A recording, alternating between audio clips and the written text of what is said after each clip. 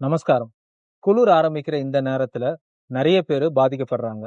குறிப்பா walking pneumonia, flu போன்ற virus காய்ச்சலால பாதிப்புகள் அதிகமாயிட்டே இருக்கு.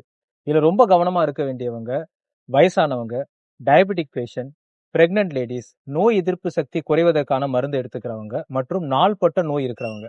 உங்களுக்கு காய்ச்சலுக்கான அறிகுறி தெரிஞ்சா, காய்ச்சலுக்கான முதல் நாளே உங்க மருத்துவரை வந்து பாருங்க.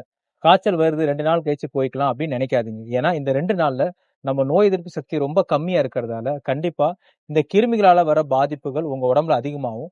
இந்த கிருமி தொற்றுகள் நம்ம உடம்புல முக்கியமான உறுப்புகளான சிறுநீரகம், கல்லீரல், நுரையீரல் போன்றவற்றை பாதிப்பு ஏற்படுத்தும்.